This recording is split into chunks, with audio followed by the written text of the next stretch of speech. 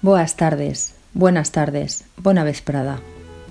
Cada año asistimos a la nau de la Universidad de Valencia a celebrar el acto central del Día de Rosalía.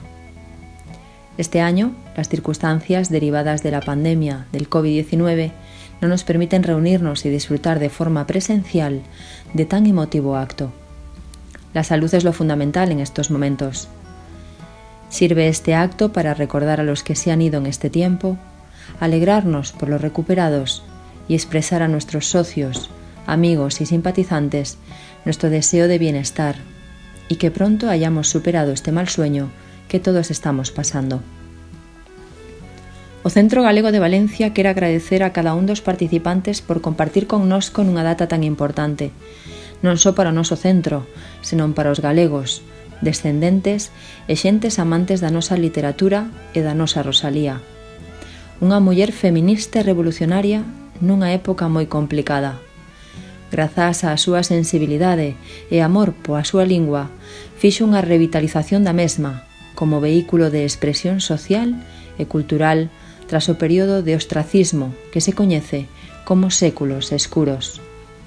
El pasado 24 de febrero se celebró el 184º aniversario de su nacimiento y no olvidamos que cada 8 de marzo se celebra el Día de la Dona. El Centro Galego de Valencia quiere como preámbulo a dicha fecha homenajear a las mujeres en este acto. Es nuestra idea que este evento sea un claro guiño al feminismo y seguir reivindicando en cada edición no solo la figura rosaliana, sino también la de otras ilustres gallegas que a lo largo de la historia han jugado un papel importante en el campo de las artes, de las ciencias, de la educación, el pensamiento y nuestras tradiciones. Este año teníamos que dedicarlo a una mujer gallega que hubiese destacado en el ámbito sanitario. Son ellos el paraguas que nos cubren para evitar que la enfermedad nos pueda superar. En 1950, la Organización Mundial de la Salud, OMS, reconoce a Isabel Zendal Gómez como la primera enfermera de la historia en misión internacional. En 1803, Isabel Zendal zarpó en la expedición que llevó la vacuna de la viruela a América y que sería el punto de partida para la erradicación de la enfermedad. Ella fue la encargada de mantener viva la cadena de vacunación entre los 22 niños expósitos que la portaban para que no muriera en el camino. En el desarrollo de este acto virtual descubriremos a la mujer, su historia y la leyenda que la acompaña. Sirvan este acto como homenaje a todas las mujeres, incluyendo, obviamente, a nuestra poetisa más internacional. Autoridades, socios y simpatizantes del Centro Gallego, amigas y amigos, benvidos.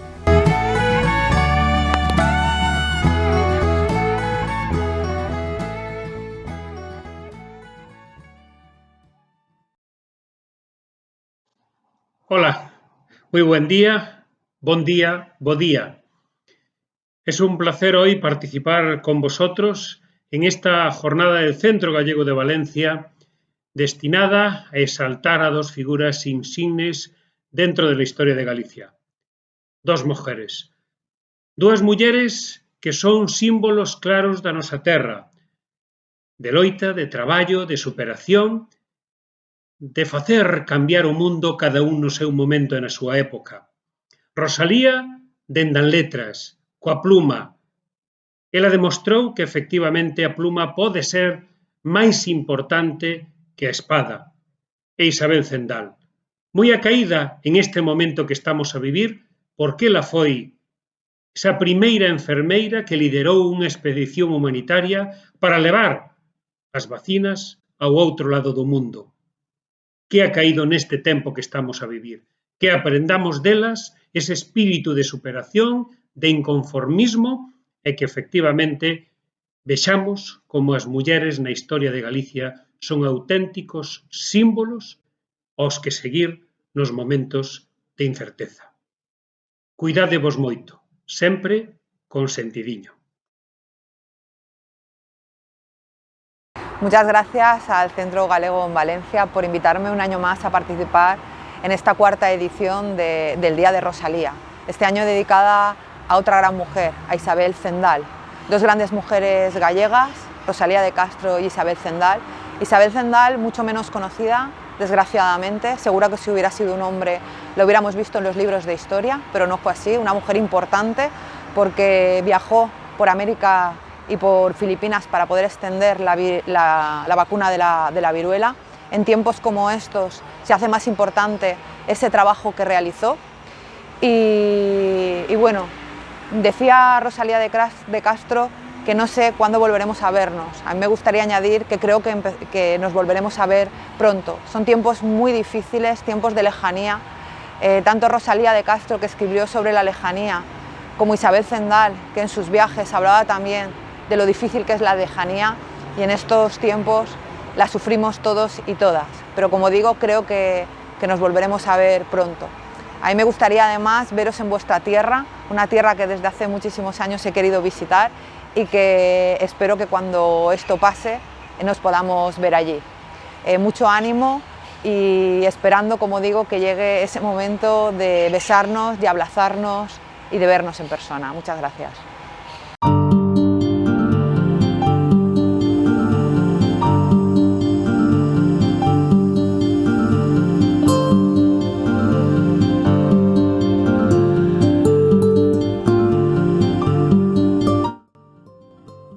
A desgracia. Por que existe? Quen é? Donde a soberba mirada ten? Arteira, en donde habita? Son o lixeiro ou paisaxeira nube remoitose que apenas deixa rastro. Outros, os golpes alevosos sinten que lla sesta con negra traidoría dende o comezo a fin da vida escrava. Pero naven, aunque a mirada tendan alrededor para evitar encantos o seu bazo pestífero, na topan no espazo, nin na terra, nin no mare. Aunque ela en todo está, sempre dañina. O mal do inferno é fillo, o ben do ceo. A desgracia, de quen? Loba que nunca farta se ve, que o seu furor redobra da fonda frida a vista ensangrentada. De donde ven? Que quer? Por que consintes, potente Dios, que os nosos males miras? Non ves, Señor, que o seu poder afoga a feio amor no espírito que en ti fía? Como endurece o corazón que un tempo era todo brandura? Como mata a esperanza luz que un resplandor tranquilo nos astros derramaba da existencia? Nova forza prestando o pé cansado e máis valor a alma temerosa. Todo mucho ao seu paso, a planta súa maldita todo para sempre estraga, todo a súa lama pegasosa entrubia.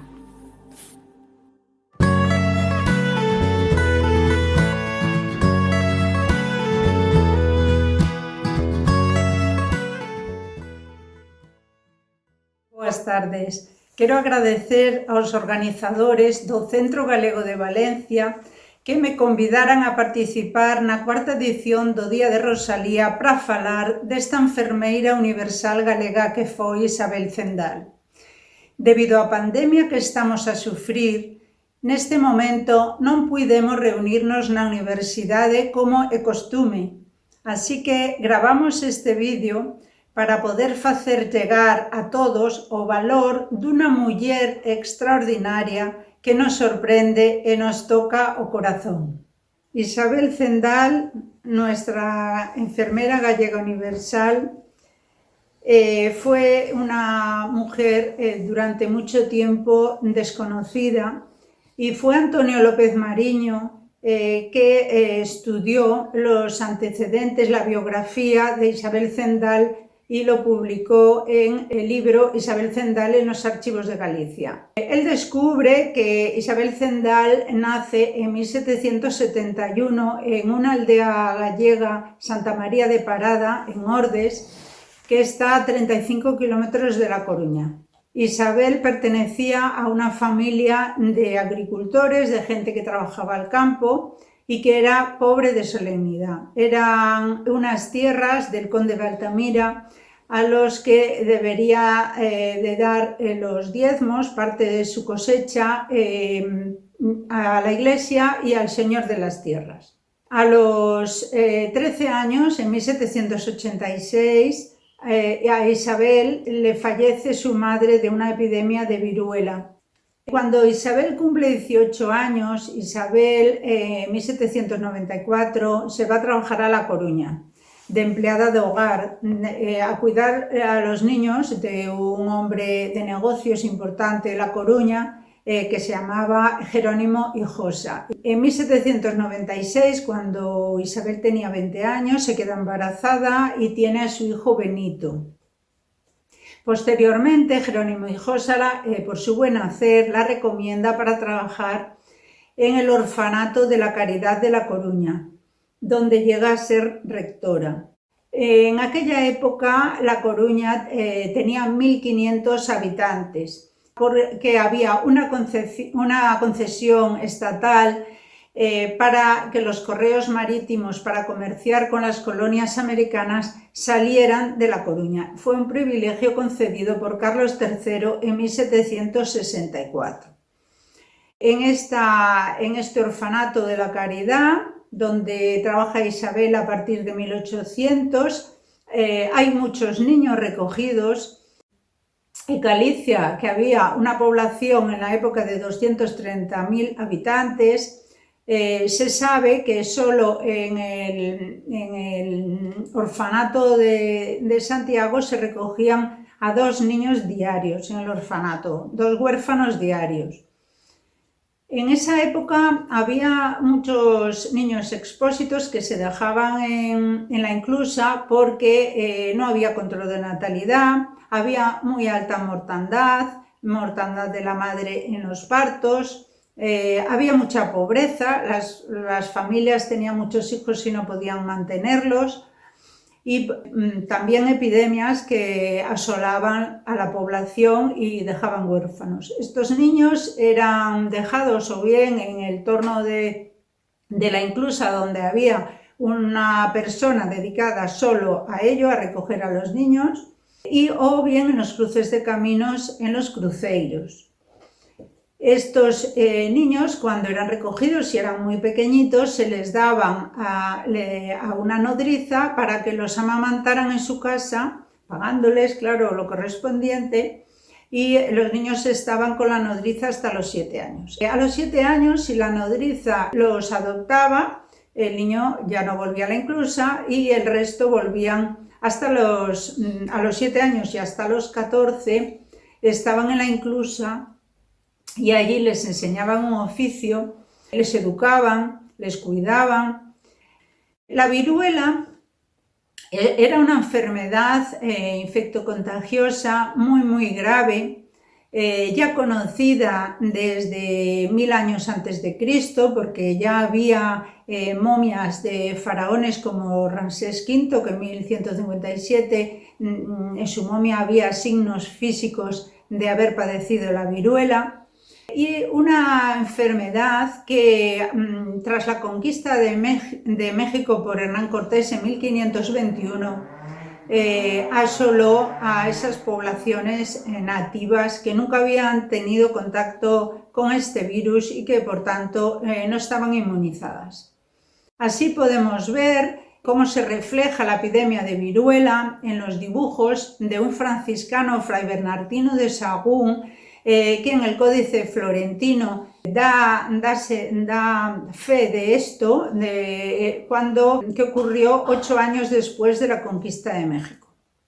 En los primeros años tras la conquista hubo un gran descenso de la población nativa debido a estas epidemias que llevaron allí los descubridores a América. Solamente de esta enfermedad de la viruela murieron en el siglo XX 300 millones de personas hasta que la OMS declaró que la enfermedad de la viruela se había erradicado, que fue en 1980. La próxima sería la polio, porque actualmente solo existe en 3 países. La viruela era una enfermedad con una mortandad de hasta un 30%, sobre todo en niños y en los nativos americanos. Los que sobrevivían se quedaban con unas cicatrices de por vida. Un tercio de los que la padecían sufrían ceguera. Por eso era importante y necesario poner remedio a esta plaga, a estas epidemias, y desde ya en el siglo XVI en China se comenzó una forma primitiva de vacunación con el virus de la viruela humano, pero que esto tenía muchas complicaciones, como nos podemos imaginar. Y en la primera mitad del siglo XVI, Europa adopta esta práctica de inoculación del virus humano. Pero fue en 1796 un médico rural británico llamado Edward Jenner que descubre la primera vacuna moderna de la viruela. Edward Jenner observa que las ordeñadoras de vacas sufren unas lesiones en la mano similares a las lesiones de las ubres de las vacas, que pasado un tiempo se resuelven, cicatrizan y sin dar ningún signo de enfermedad sistémico ni grave. Observando esto, decide hacer un experimento de inocular el líquido de la pústula de la viruela de la vaca a un humano para ver si podía provocar inmunidad. Así, en 1796, Edward Jenner hace una escarificación en un niño sano, que era James Phipps, que era el hijo de su jardinero, del fluido de la pústula de Sarah Nelmes, que padecía viruela transmitida de su vaca Blossom. Este experimento, en la diapositiva se puede observar que fue muy interesante, porque el niño James sufrió la viruela de la vaca, muy limitada y muy leve, sin mayores consecuencias, y cuando pasó un tiempo, se le inocula el virus de la viruela humana a James Phipps, y se ve que el niño no padece la viruela, o sea que estaba inmunizado a la viruela. Estos resultados se repitieron 23 veces más y fueron también positivos, pero las sociedades científicas no aceptaban, y la Iglesia tampoco, este experimento, porque se escandalizaban de que se pasara una enfermedad de un animal a un humano. Pero debido a la necesidad de que hubiera un remedio para esta enfermedad tan grave y a los resultados positivos, finalmente se ha aceptado por las sociedades científicas esta vacuna. Y en 1798 Jenner publica su experimento. Y en 1800 llega la vacuna de Jenner a España y es administrada por toda la península. Quiero hablar un poco del contexto histórico. En esta época reinaba Carlos IV.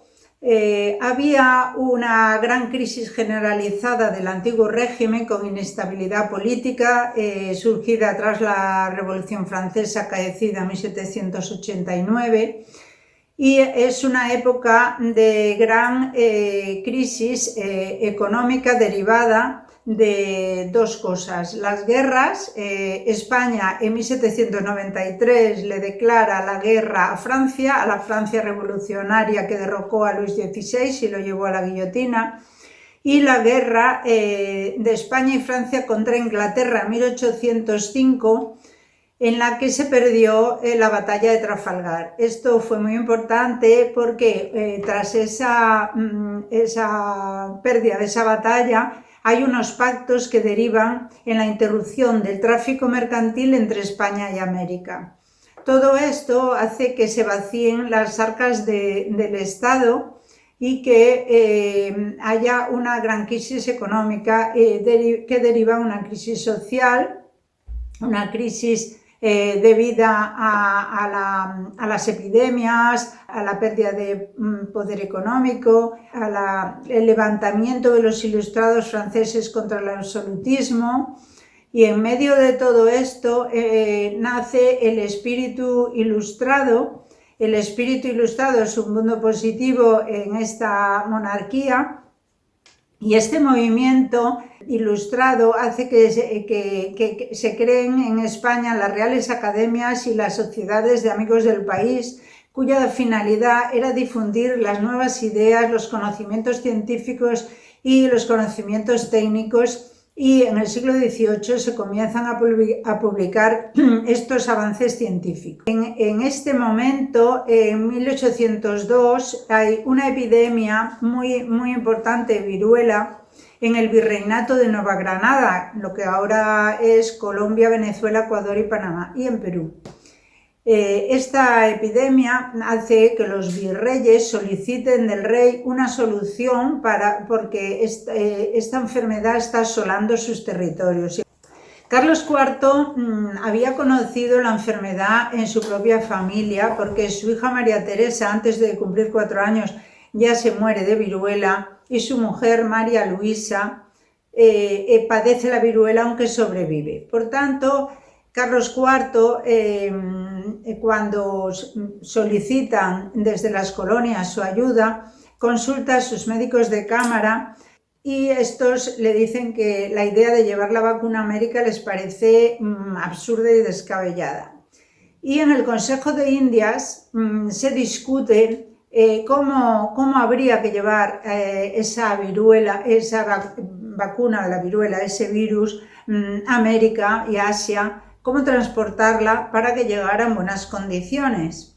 Porque en un principio la solución sería obtener la vacuna en las propias colonias, en las provincias españolas, de vacas que padecieran viruela bovina. Pero aunque se buscaron, no había viruela bovina en las colonias americanas. Entonces pensaron en llevar en navíos las vacas desde España infectadas de viruela, pero era mucho gasto y esa idea se desechó.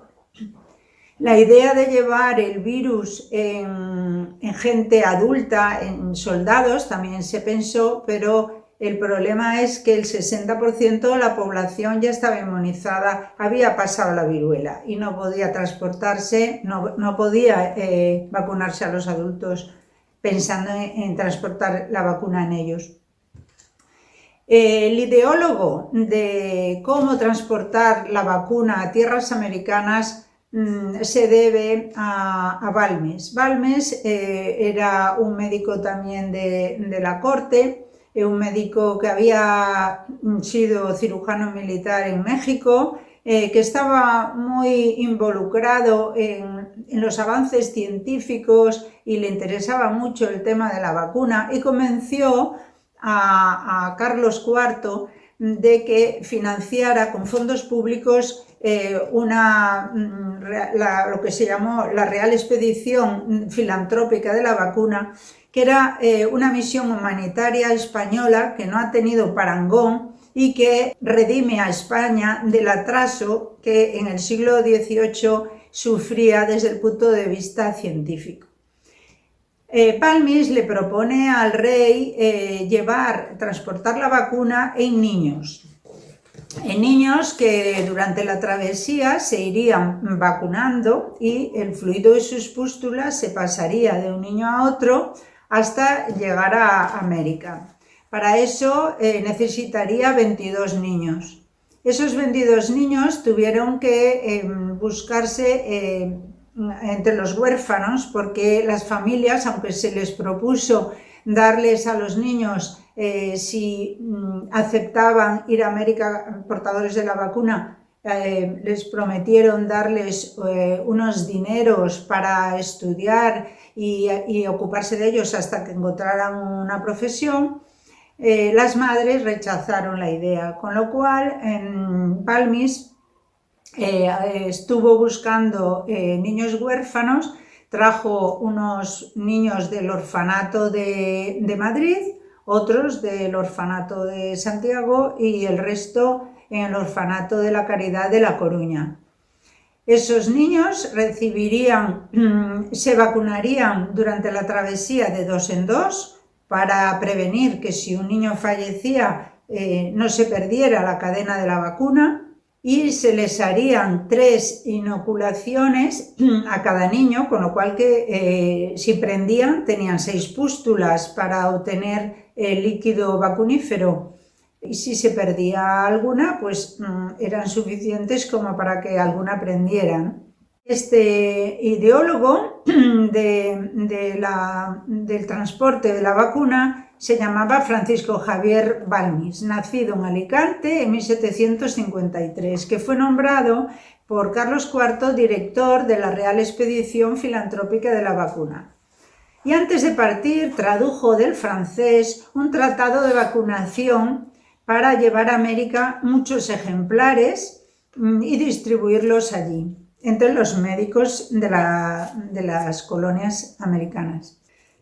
José Salvani fue otro médico militar. Primero iba como ayudante en la expedición y luego como subdirector de la expedición. Un médico joven que no llegaba a la treintena, nacido en Cervera, Lérida, en 1774, le tocó, digamos, la peor parte de la travesía, porque la travesía se dividió en 2 en Venezuela, yendo Salvani a la zona meridional y Balmis a la septentrional, que eso hablaremos un poco más tarde. Salvani era un médico joven que había hecho la especialidad de cirugía y que durante la expedición hizo 2 tesis doctorales. Era un hombre muy válido, pero un hombre enfermo que padecía tuberculosis, y durante la travesía sufrió fiebres terciarias, malaria, difteria, se quedó manco en los Andes. La misión de Salvani creo que hay que ponerla en valor, porque fue un hombre que hasta el último momento estuvo vacunando y no regresó, murió vacunando en la expedición, que murió en 1810 con 33 años. Bueno, quería hablar de la misión. La misión parte del puerto de La Coruña en la goleta María Pita y lleva 27 tripulantes, que son todos vecinos de La Coruña, el capitán Pedro del Barco y España, 3 enfermeros, 2 practicantes, el director de la expedición y el subdirector, y la única mujer que va en la expedición es la rectora del orfanato de La Coruña, que se va a hacer cargo durante la travesía de los 22 niños huérfanos. Llevaba a su hijo Benito y 21 niños huérfanos.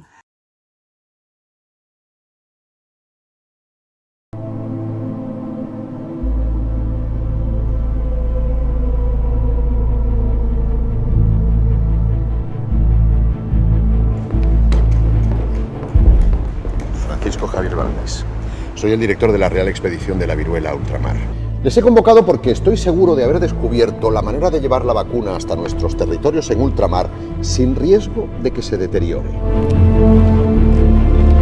Le prometí a sus 22 niños y aquí los tiene.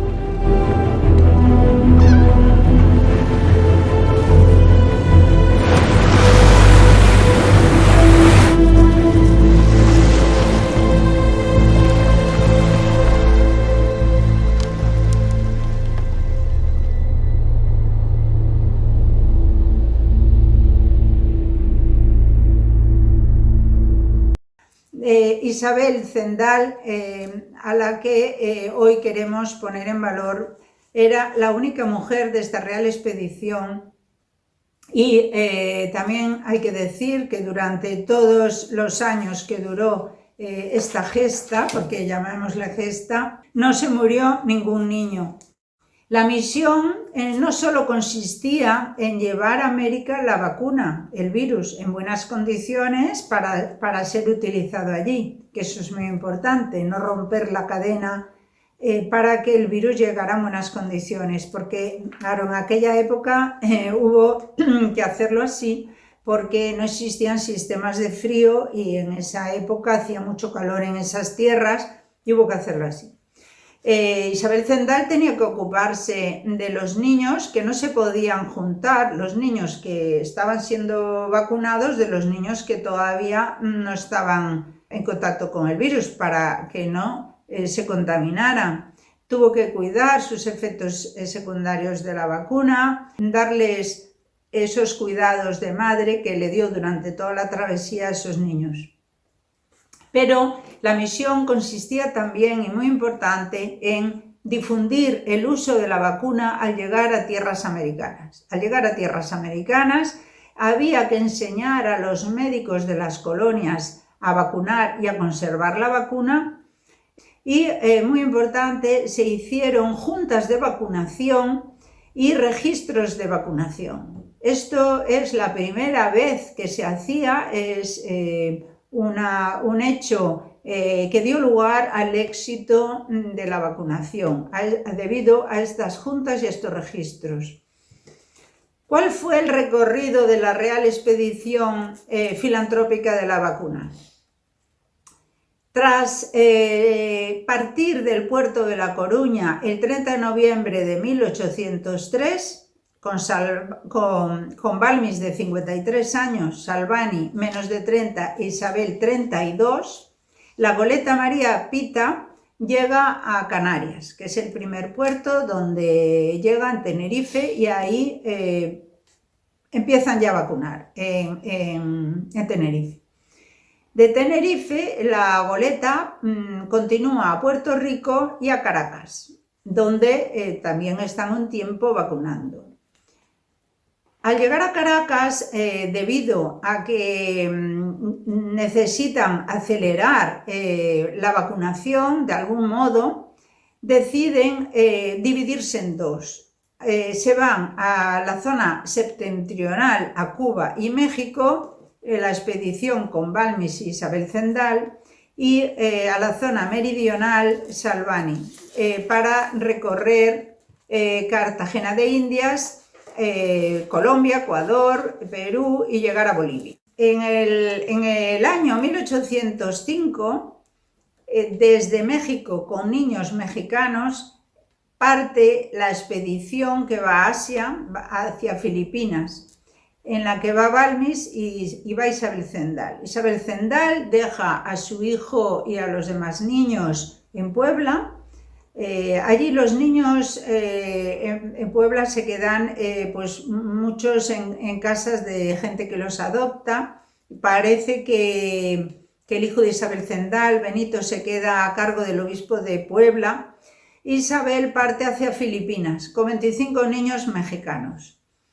En 1806 Balmis regresa a España, dejando allí vacunando a Isabel y al resto de la expedición, y Balmis al regreso a España aún se vacuna, se pone a vacunar en Macao y en Santa Elena, después del naufragio y después de todas las peripecias que pasa. Llega a España en 1806, es recibido por el rey Carlos IV, con todos los honores, y da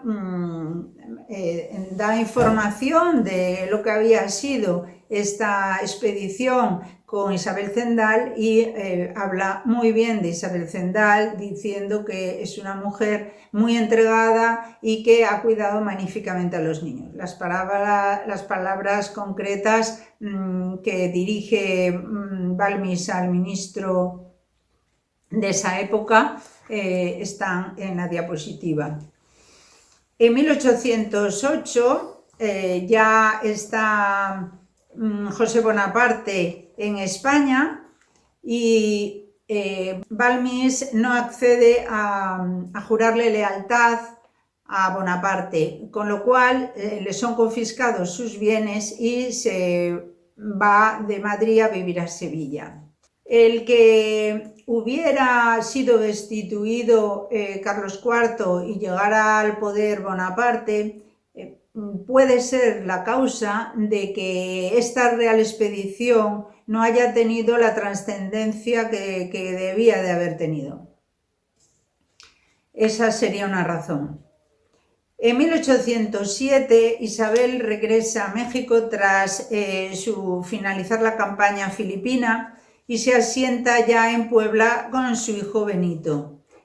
Isabel no regresa a España, allí recibe unas cantidades para ella y los huérfanos también debido a su participación en la Real Expedición y se queda a vivir ya para siempre en México.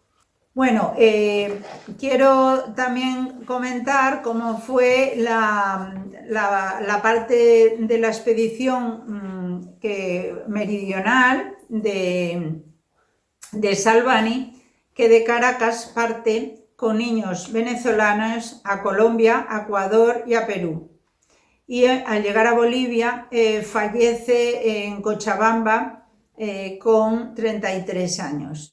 Para terminar, quisiera hacer mención a unos reconocimientos sobre esta Real Expedición, como el balcón de la Expedición Balmis en la Casa del Hombre Domus de los Museos Científicos Coruñeses, en que se le hace un homenaje a los 22 niños con 22 placas conmemorativas en los que figura su nombre y su edad, así como en unas placas hacen mención a los demás miembros de la expedición, Isabel Zendal, Balmis y Salvani. En Oparrote, una escultura de Acisclo Manzano frente al lugar de donde partió el navío María Pita recuerda la gesta y conmemora a Isabel Zendal y a los pequeños héroes que transportaron la vacuna a tierras americanas. Recientemente se ha dado nombre al Hospital de Emergencias de Madrid como Hospital Enfermera Isabel Zendal, que reconoce a esta la primera enfermera en misión internacional de salud pública, que se ha ganado un merecido lugar entre nuestras gallegas más ilustres.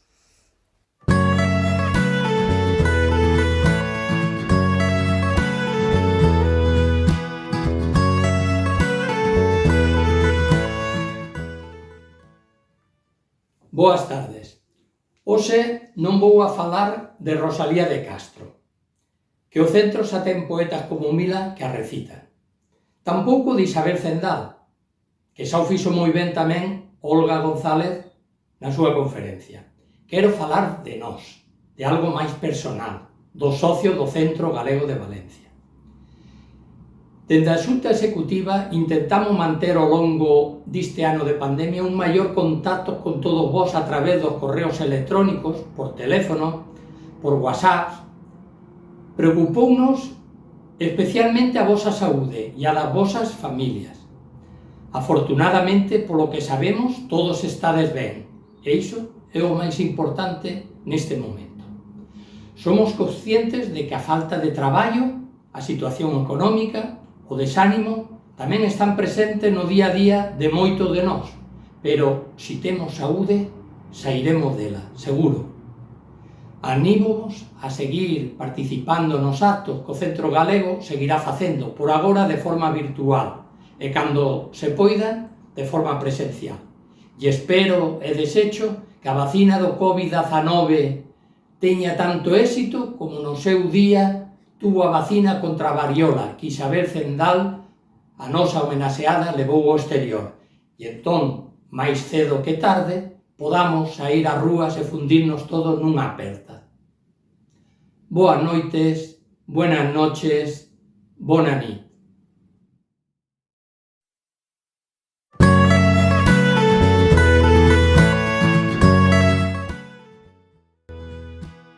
Esperamos que esta emisión del Día de Rosalía haya sido de su completo agrado. El Centro Galego de Valencia quiere expresar su más sincero agradecimiento a Antonio Rodríguez Miranda y a la Secretaría Xeral de Migración de la Xunta de Galicia por la ayuda prestada en todo momento a nuestro centro. a Rosa Pérez Garijo y a la Consellería de Participación, Transparencia, Cooperación y Calidad Democrática de la Generalitat Valenciana por su apoyo constante. A la Asociación Isabel Zendal de A Coruña por el material facilitado. A las diferentes casas regionales, organizaciones políticas, sociales, literarias y de otra índole que hoy nos han hecho el honor de acompañar. A directivos, socios, simpatizantes y amigos del Centro Galego de Valencia, sin cuyo esfuerzo y trabajo habría sido imposible llevar a cabo esta actividad. A todos y a todas, muchas gracias por acompañarnos en este acto. Os esperamos en mayo, en la celebración del Día de las Letras Galegas, que este año lo realizaremos el viernes 21 de mayo. Boas noites, bona nit, buenas noches.